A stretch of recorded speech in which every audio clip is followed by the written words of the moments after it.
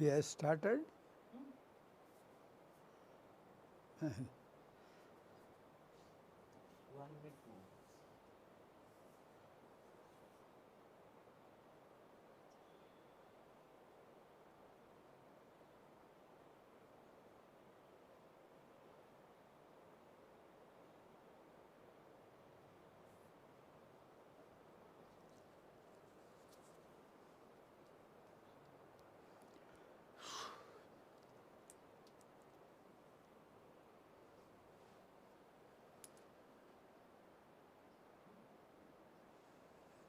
Jai Durga, come on, mother. Hurry on. This is for you.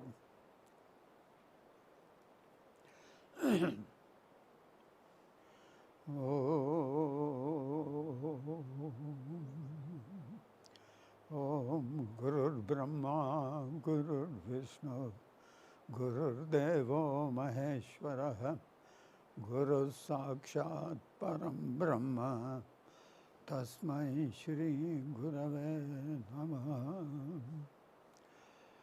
Ishvaro Gururatmeti Murti Bheda Vibhagine Vyomavad Vyapta Dehaya Dakshina Murtaye Namaha. Sharanagata Dinartha Paritrana Parayane Sarvasyarti Hare Devi Narayane Namostute. Antarjyotir Bahirjyoti Pratyagyotir Paratpara Jyotir Jyotir Swayam Jyoti Atma Jyotir Shivosmyaham.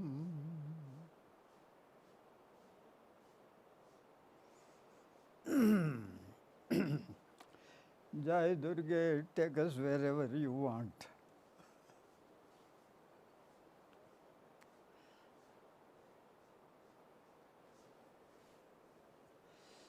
Swapaurushena svadiya satsangama vikasaya yadi naniyate jnatvam tadupayosti netaraha. If you cannot help yourself, don't look around. Nobody will help you.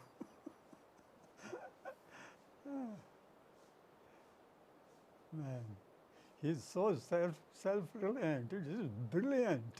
He says, ultimately you learn only what your mind tells you. Yeah.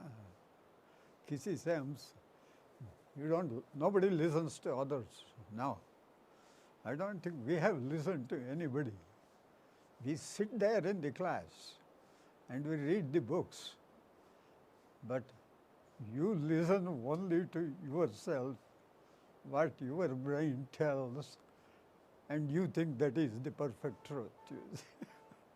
So he says, repair your mind so that it will tell you properly.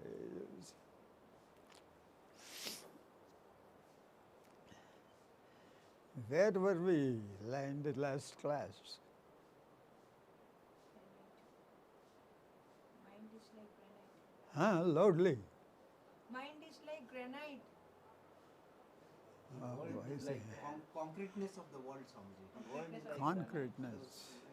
Visibility of the world, though we read The it, world has become too strong for us, so we can never think it is unreal. So we wanted to, let me try, because as I tell you, these ramblings are just for my own mind. It is not for any of you, you see. I'm trying to ramble so that my mind would make this world disappear. I have been trying and it hasn't happened. So that's what we were trying to approach last time, you see. Because this world looks very solid. So we believe it to be very real because it is solid. As I said, last time when we say I am that, I have to always look behind me because somebody may have a pebble to throw it on my head. Let me see how much of that you are. You see. Because the truth, as the books say, like I read in these last 2-3 years, I went through the, what do you call this, Prasthanatraya. What happened few years ago, 4 years ago or so, myself,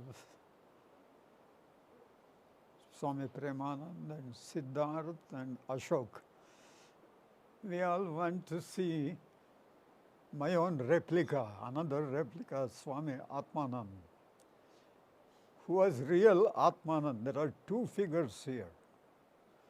He was real Atmananda. He was said to be a great Virakta, and he is a very knowledgeable person. He really indulged in his self, I think. But I thought I have got a copyright, but this copy did not come out very proper. This Atmanand became a joke.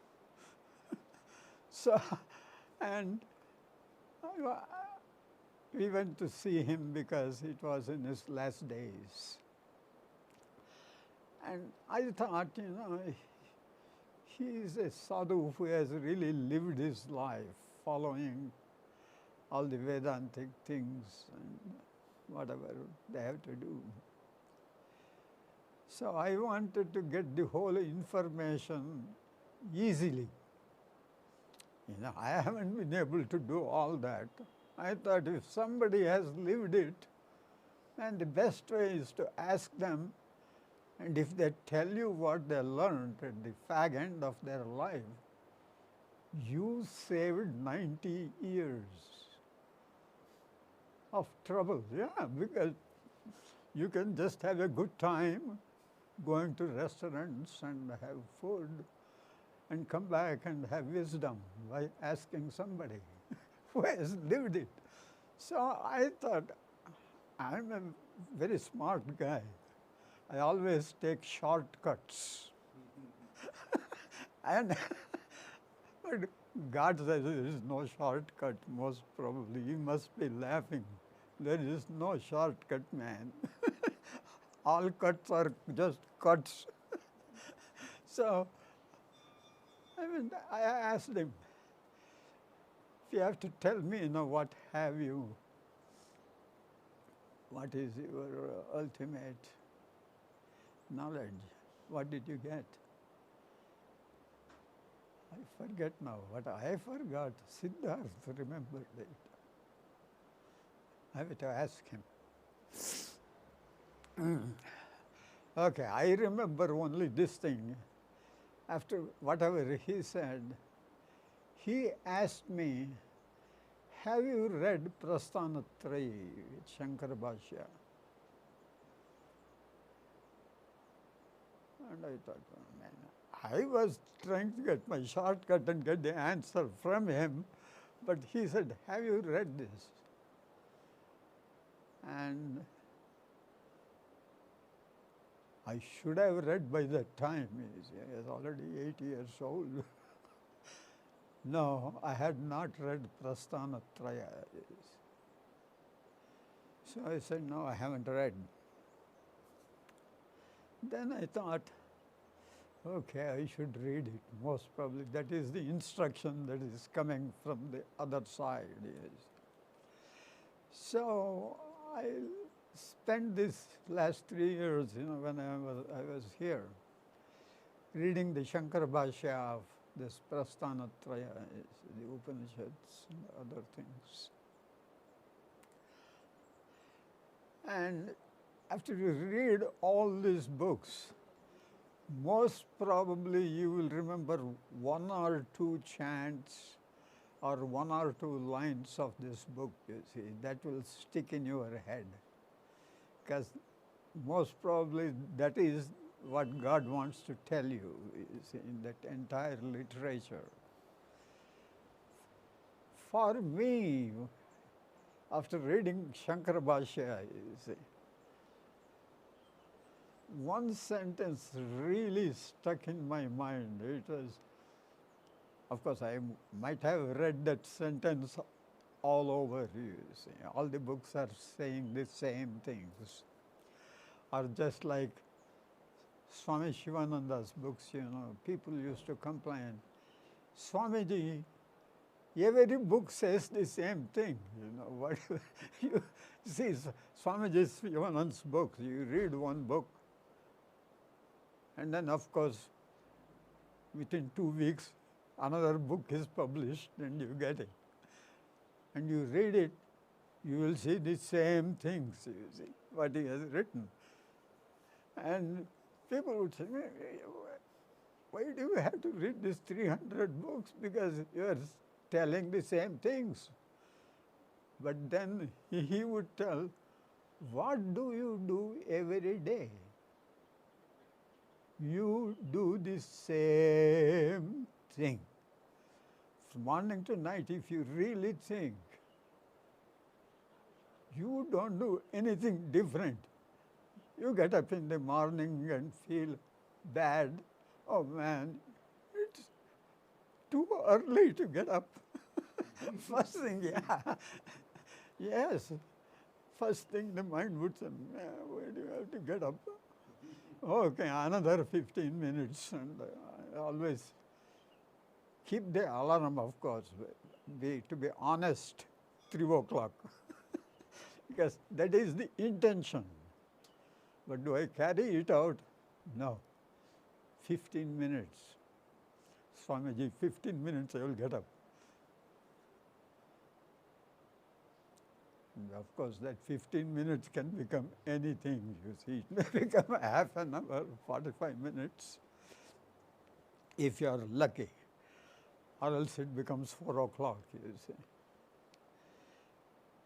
So, and then, of course, you go through your regular routine, you see, of your ablutions, and then sit for meditation, try to meditate, but this is my own experience. I am not talking about all of you. I sit there thinking to meditate, and I am gone. What I wanted to do at 3:15, I am still sleeping, you see. Another half an hour of meditation goes away in sleep. And then I wake up most probably again by 5:30.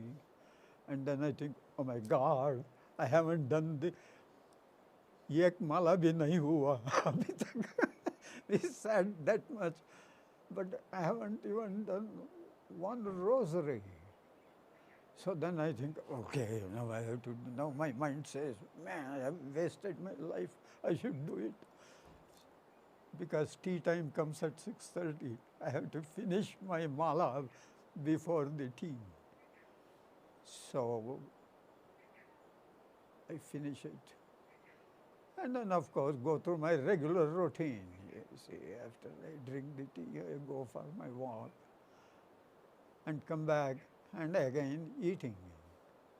You eat and then again sit and sleep till the next eating time comes. You wake up when it is time to eat and then again sit and sleep till the tea time.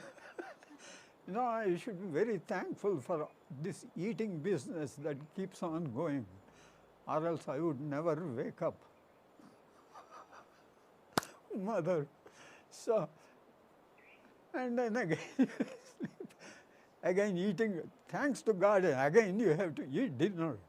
So you wake up, you eat, and then, of course, you have to sleep at 9 o'clock. So,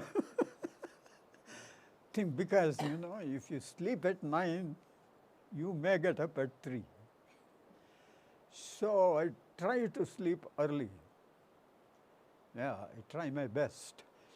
So, but that becomes a little late. By 10 o'clock, of course, I really sleep. And then I wish I would have slept, because our books, when I read, they say, when you sleep, that's the one time, it's a great good luck. You get in touch with God, you see. Swamapito bhavati, you see. The mind dissolves into Brahman. So I wish I would sleep. But man, the mind which was sleeping when I wanted it to meditate, it's such a brat. When I want it to sleep, it doesn't sleep. It keeps dreaming. Yeah, if it dreams nice things, or some things like that, because I had some friends, it was so nice. They would always dream of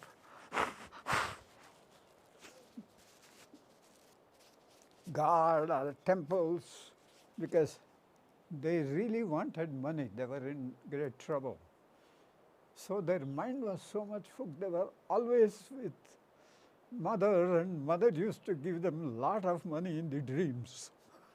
Yeah, though in reality she did not used to give, but in this lady's dreams it was always, mother is, she is giving them everything that they want. If that type of dreams came, I would have been very happy. Man, it's okay. I can exchange my begging bowl to a silver tray. But no, it keeps dreaming rubbish. And I thought, oh my God, what have I done for 50 years of being a Swami? It hasn't been able to cleanse this mind, because what is a dream? It is just a regurgitation of whatever you have in yourself, which you don't show to others. You put on a robe and it looks very nice, you see. When you talk, you talk of Brahman. But in the dream it says, is there Brahman in your brain? You have read so much of Shivananda's books. Does any of the books come back as a memory?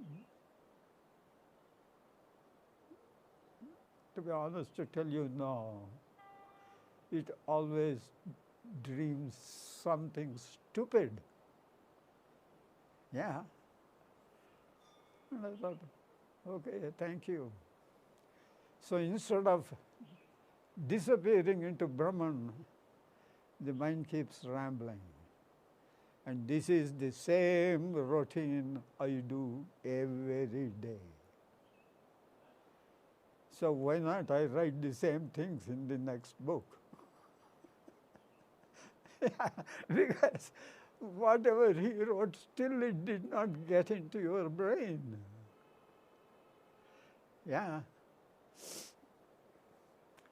And when people would complain, to Swamiji, that, this printing press, when they print books, and then afterwards, when we go to Vishwanath Mandir for the morning arati,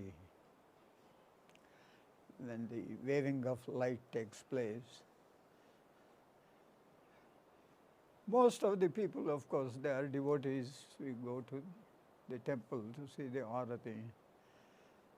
But some of us, we would go to the arati because that was the only breakfast we could have in the ashram at that time, is the khichdi prasad that Vishwanath would get it. Yes. So you would get a kadchi, a spoon of that prasad, and we did not have banana leaves. What was the plate that you would have? Is Swami Shivananda's books, papers from his book. Yes. The printing press, when they print, many papers have to be discarded, so they will all come, and that paper would, that's what they would give us, and we would take the paper and khichdi will be put there. So the devotees who come to the ashram, they all thought Swami Shivananda was, he wanted to propagate knowledge. That was his main ambition. Yeah, that was Shivananda, propagation of knowledge. He wanted everybody to get God crazy.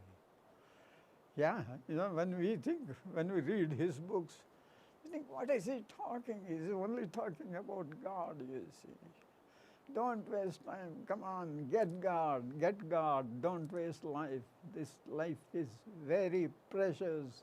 Get God. That was his major theme, you see. So people would donate money so that he would print books and distribute it for knowledge. They never thought the books will go to Vishwanath Mandir for prasad distribution.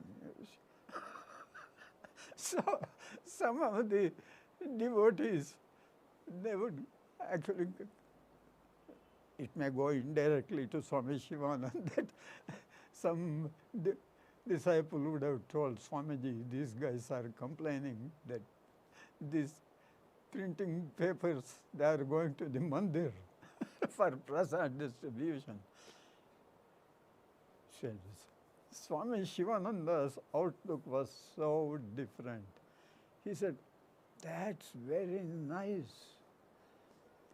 When he gets the paper, before he gets the prasad, there is 5 minutes. He may say, don't waste your life. Think of God. He would read it. Swami Shivananda is satisfied. I got my message to this guy, you see. He might have gone for khichdi, but it came to him, you see. That will help him sometime in some life, you see. It may not happen now. If it happens, of course, he is very lucky. He would become another Swami Shivananda. If not, he will become an Atmananda. God save him. So, where was I? What was I going to say? Swamapito bhavati. Yeah.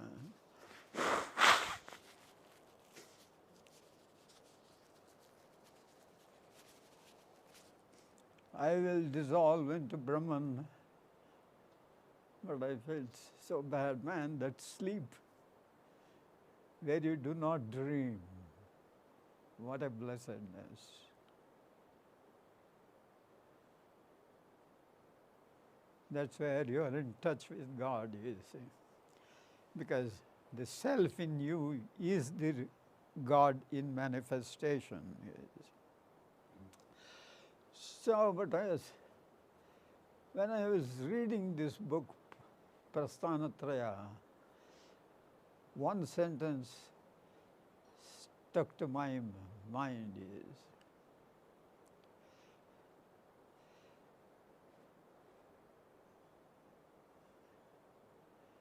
as I told you, this sentence you guys already know.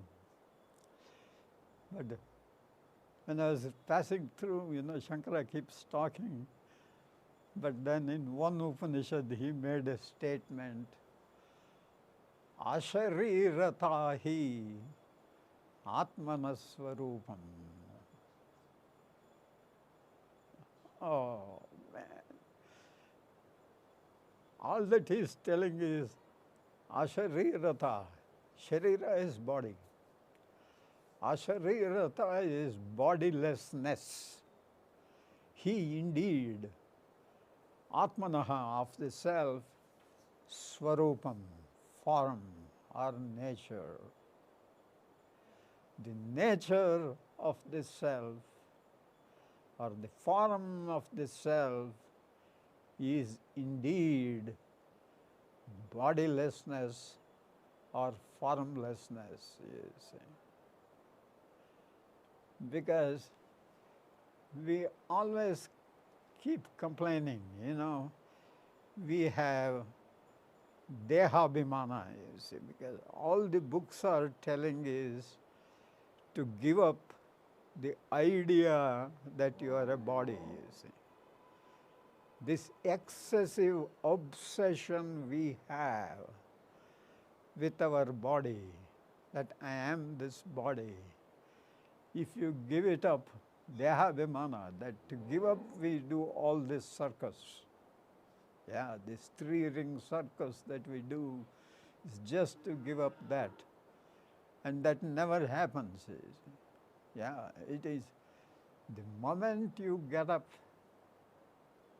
the moment I get up, until I sleep, I don't think of anything else but my body, you see.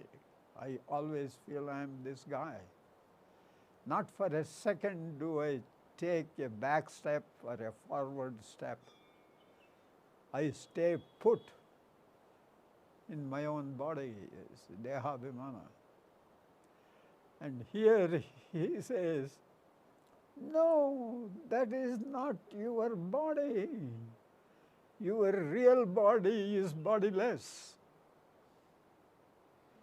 Asharirata, accept this. You are essentially formless. You cannot have a form. Not you cannot, you don't have it. Because that is your nature. Asharirata hi atmanaswarupam.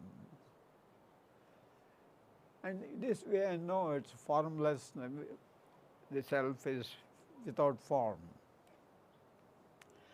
But that sentence after all the book, I don't remember what I read in Prasthanatraya, you see, because it took me 3 years or so to go through those books.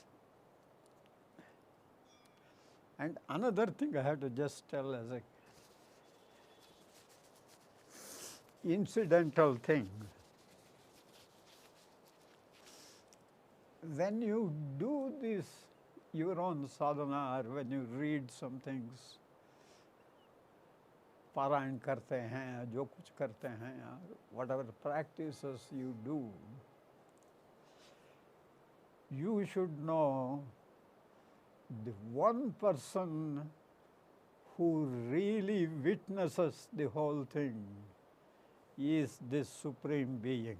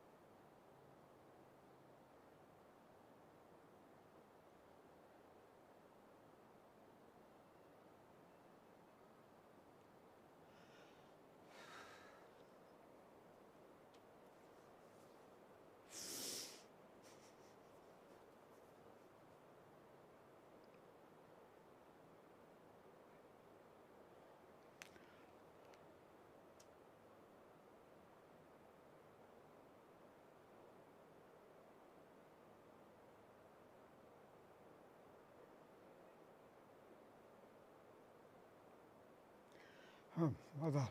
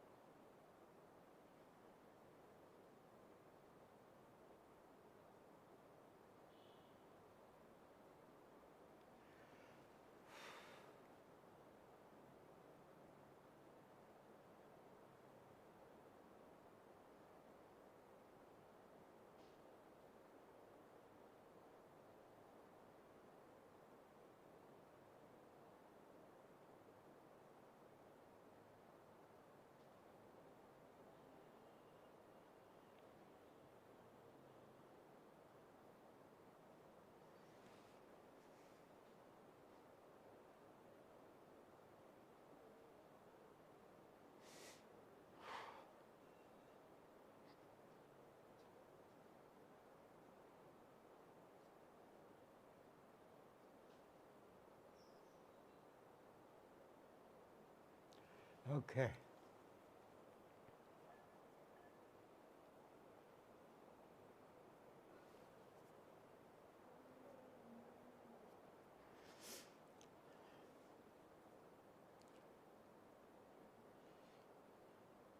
It does.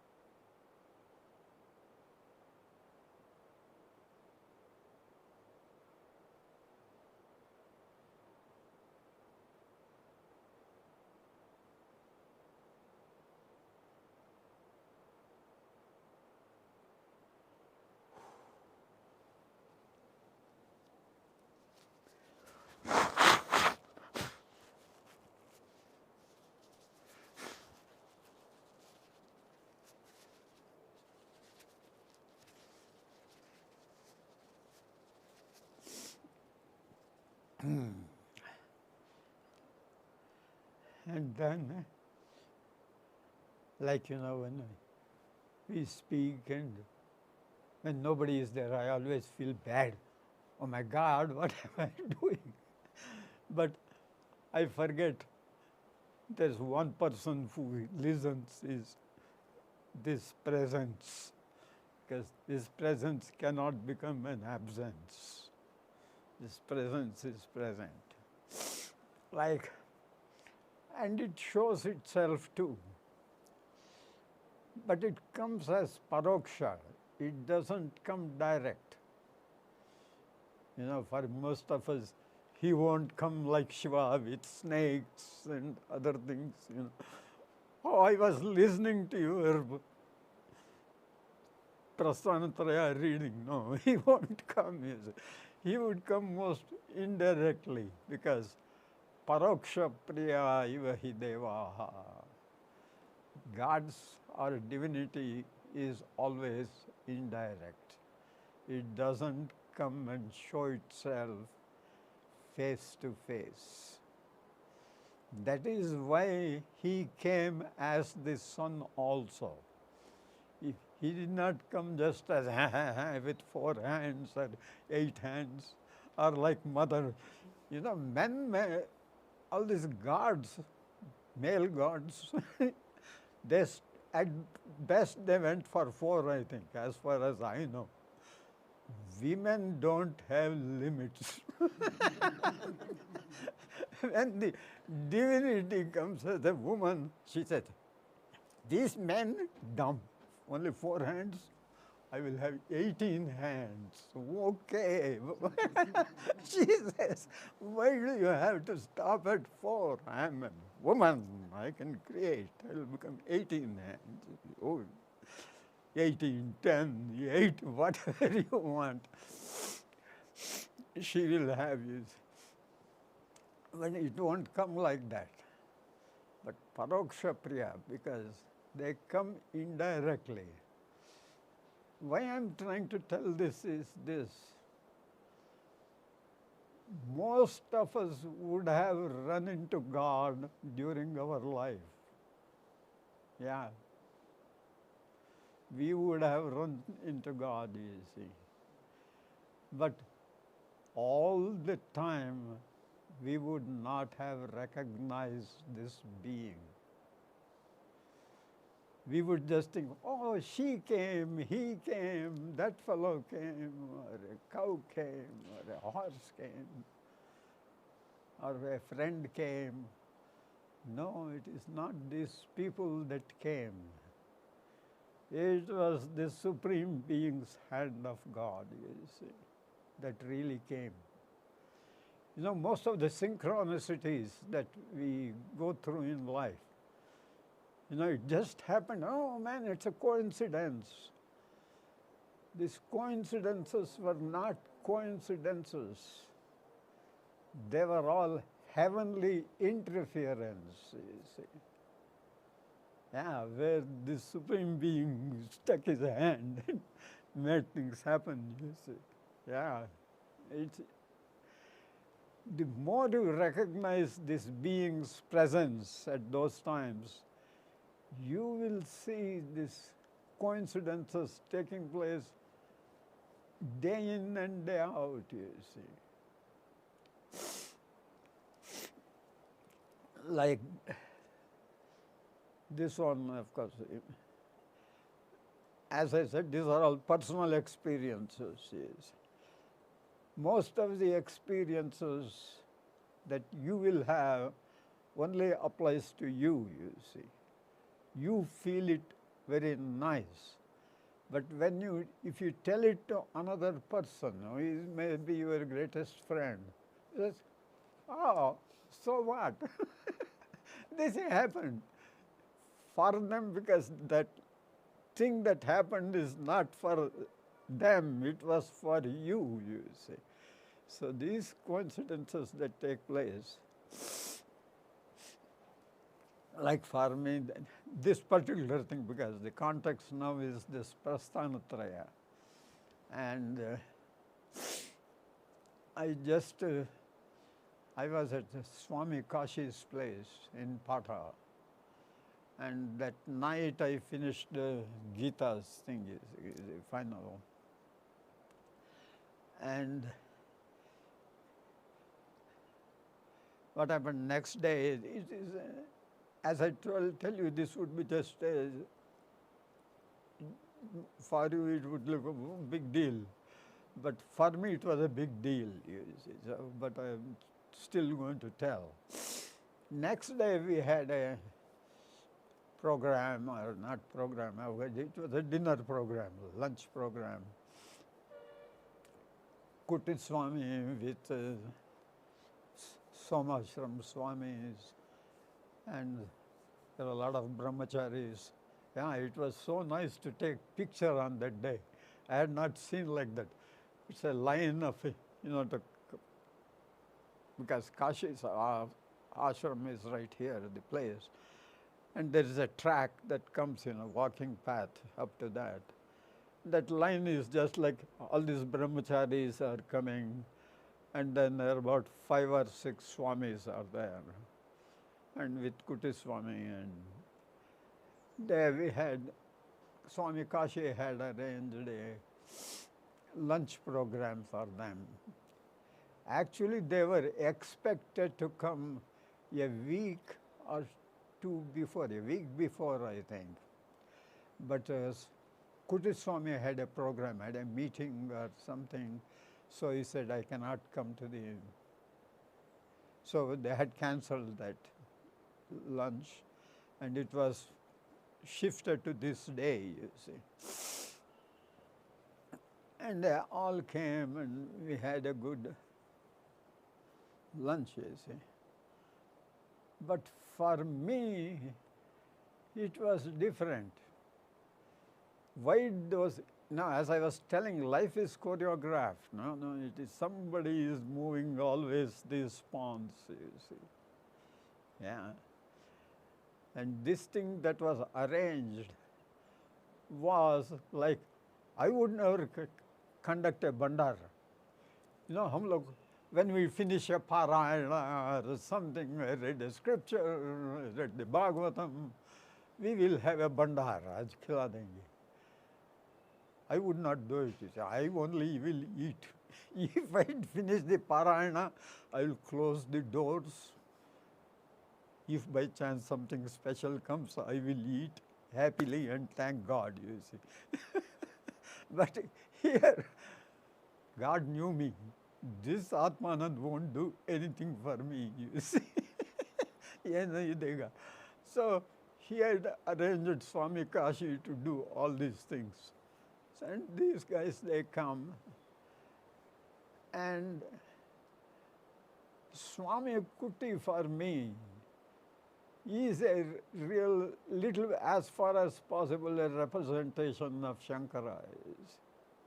Yeah, he has done a lot for Shankara, even in this Kedar and all these places, his hand was also there in all these Shankara's Pratishtapanas, or even in Omkareshwar when they had this Shankara's library and all these things. Kuti Swami is very heavily involved with the Shankara's programs. And his Parayanas or readings are this Brahma Sutra Bhashyas, you see. Mainly his thing is Bhashya of Shankaracharya. That's what he would have, this Parayana or the readings. So he was really a representation of Shankara for me. Yes. And when he had come, these were actually four, exactly like Shankara had come with his four disciples. See. There were four sadhus. And I thought, wow, Shankara had accepted. I'm very happy you read my books at last. Before you died, you read it. Thank you very much. He must have been thanking, so he must have come to accept the lunch, you see. That moved me a lot. Why I'm trying to say is, this presence, oh, Shankara himself did not come. This is somebody who came, you see. No, it's a paroksham. He is Shankara, or whoever the Supreme Being is, it won't come face to face. It takes another form and appears to you. And you forget the one who really came. The one who really came is the Supreme Being. How do you see God is like this, you see. You have to recognize the Supreme Being in all these things that happen. Yeah, because nobody else can come. And nobody else is there. The only one that is present is this Supreme. You get it, we may think, Arey, somebody came, some sadhus, what is this Swami gets so emotional? It is stupid. He is like a woman. He always cries. No. Maybe Christ cried a lot. That's why he was called Christ. That's okay. Yeah, he cried for the whole world. Yeah. He's the one being who cried for the entire universe. That's Christ. Yeah.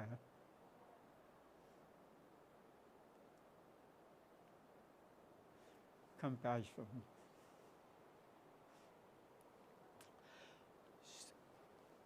Because this is, we are talking of solution for this granite that we were talking yesterday, how things have become so solid for us, this universe. How to dissolve it.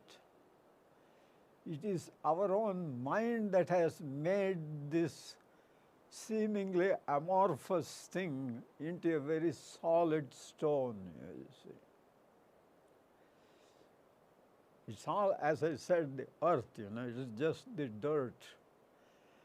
That became so compacted, dense and dense and dense in billions of years, and it becomes a granite rock, you see.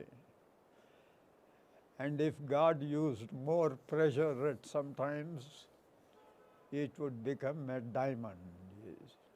It's the same thing. It's just the charcoal, he can make it into diamond. It is just that compactness. And that's what now we are trying to dissolve, to get back to its original shape, you see. Because they are all telling this world is an appearance. It is not solid. And it's very difficult for the mind to recognize, because when somebody throws hot water on your hand, It's difficult to recognize this is that. It's an appearance. But it was an appearance. And recognizing this being is the solution. This is the way, you see. We think, how to make this happen? You should be able to recognize this being everywhere and in everything, sentient and insentient, conscious, unconscious, lively or inert. No, this whole thing is filled up with consciousness. There is nothing here but consciousness.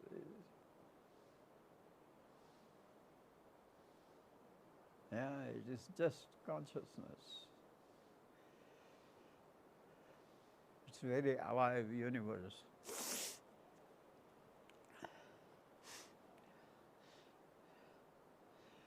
And we were going through last time, like when we think this is very real. Why do I think it's very real? Because I see it and I experience it. Isn't it? That's the hallmark of reality. If there is what I would call real, is when something I can feel it, and when I can see it, I can experience with my senses. Any sense experience, if I have, I know it is real, or else it's not that. If it's unreal, you don't have the sense experience.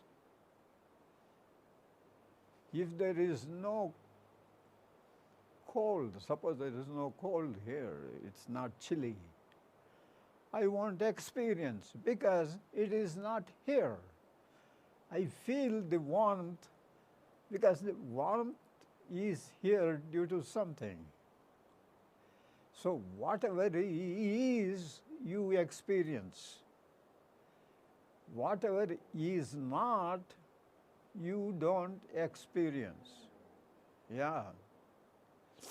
There was this is one of the world's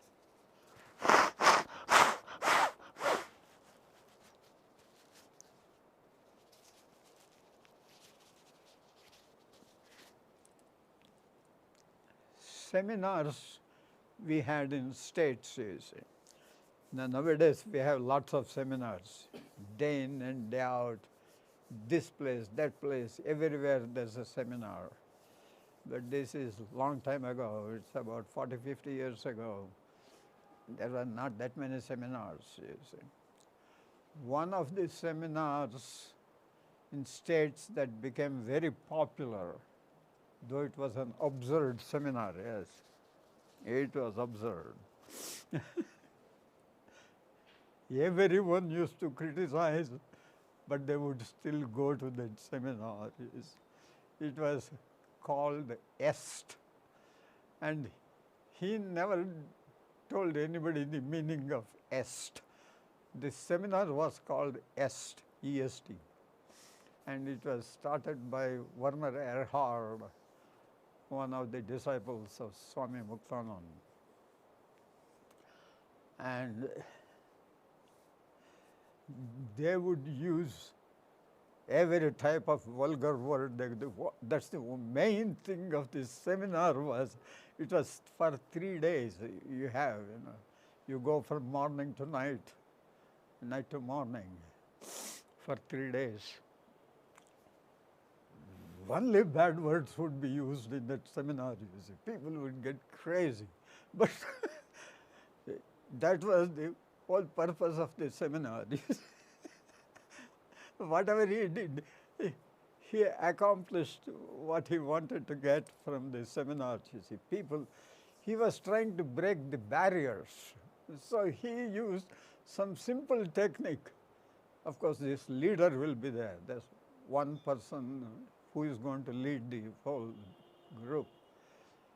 And he will start speaking, only obscene words would come through it. Yes.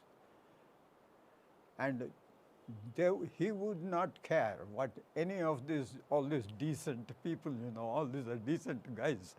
You don't say those words, in public. This is for the bad people.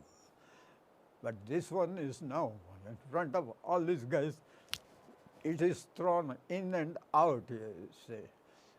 And then, of course, major thing they had in that seminar was each one is allowed to express themselves, and everyone had to commit themselves to certain standards. Yes.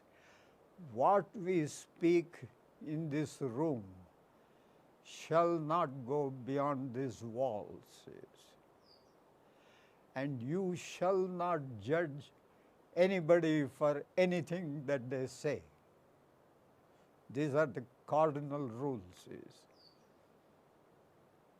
And then they would let people also speak and express. Because this is the rule, you don't tell others and you don't judge because he is telling something. And they allowed people to tell whatever their experiences are and whatever they did in their life. Because why we don't tell others what we do in life is because the moment I open the mouth and tell you some of my secrets, the first thing you do is judge. You put a label immediately on me, say good or bad. These are the two things that you know very nicely. Either you call this person good or you call him a bad. Or you call him a saint or you call him a sinner. You send him to heaven or you send him to hell. There is no third way. So that's why none of us open ourselves to everyone. When people say, why does he not say what he is? Said, he cannot tell. Because the moment he opens, you are ready with your stick, with your weapon. Yeah.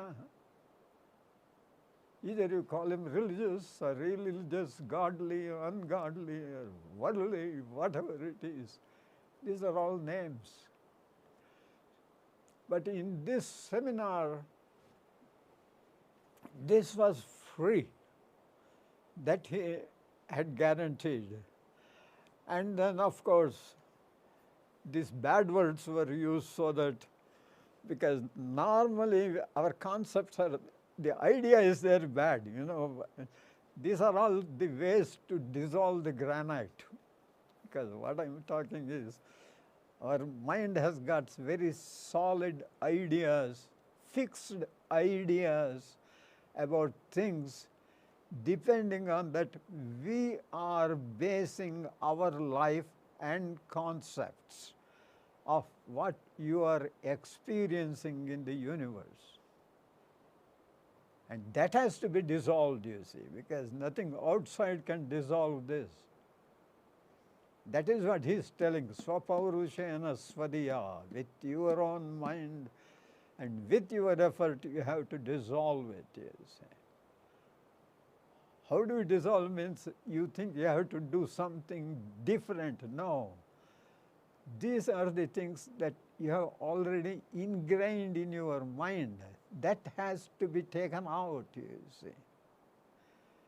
Because of which you are deciding what these objects are, or what your experiences are, or what anybody is doing to you, or what anybody is not doing to you.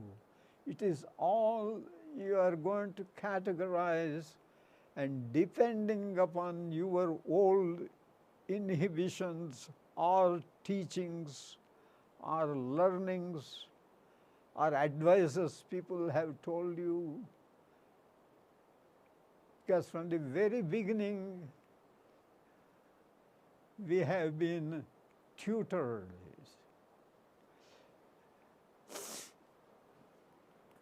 Because first they would make it in this one, he would make a big circle, he would put on a board, big board. This is life. And you are born in this life. So you will put a dot in the middle of that circle. And the whole universe is present here for you to experience. This is what God did, you see. He just dumped you somewhere and he said, the universe is there. But then, of course, if you were alone, I don't know what you would have done. You would have lived as you wanted to live. Because this is another thing they would do in that seminar. Suppose you go to another country where nobody knows you, and you arrive there, and how would you live? You would live very freely, because nobody knows you there, and nobody you are going to meet again. No. You will do what you want to do. Yeah, because we can never tell God we don't have desires. He says, aha, very nice person, very nice guy. He doesn't have any desires. Oh man, I should take him to my paradise, kill him. But here, but when I come to my own place, everybody knows me here. I have to see which step I take, you see, whether I turn right or left, forward or backward or upward or downward. Whichever way you take a step, you should meditate, think for half an hour before you take a step, because the other guy is watching. ये क्या कर रहा है? Because most of the people, it's difficult to spend time thinking about yourself. It is easy to spend time thinking about others, because you can think whatever you want freely, you see. So the mind can spend its time very nicely. But so he would put a thing and a dot, and then he would say, okay, you know, if you went somewhere where nobody knows you, how would you live? Do you dare to live like that now in this universe? This is what ultimately they really got it done in that seminar. The mind would become bold. Yeah. But to make that happen, they went through their own way of teaching, which we may talk next time, because this whole process is to dissolve, to make this into an appearance, which we are struggling to do it. Because the main thing to believe is this: what is, is. What isn't, isn't. And actually this was the meaning of the est, but they would never tell it. Est really means is.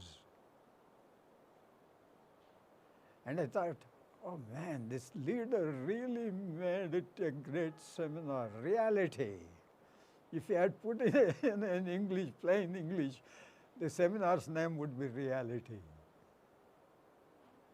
Est, what is. And that is what our books have been telling, you see. Nasato vidyate bhavo, na bhavo vidyate sataha, ubayorantas. What is it? Next line we don't know. Ubayorantas tattvadarshibhihi. Nasato vidyate bhavo, na bhavo vidyate ubayorapi. He says, Krishna in one of his chapters, I think it was in the second chapter or so, I don't know. I haven't read the books for a long time. Nasataha, non-existence, vidyate bhavaha, existence cannot be of a non-existence. Na bhavo vidyate sataha, and existence will never cease to be. What is not can never appear to be. What is can never disappear to be. Ubayorapi, of both of that, the truth of that is known by tattvadarshibihi, the knowers of truth. And this is what we are going to talk, hopefully tomorrow, Mother willing.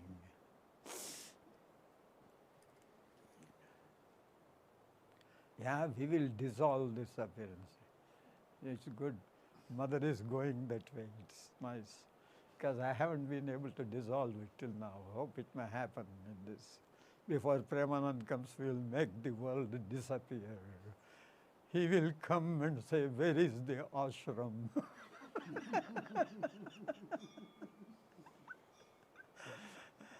We will tell him it is in your mind.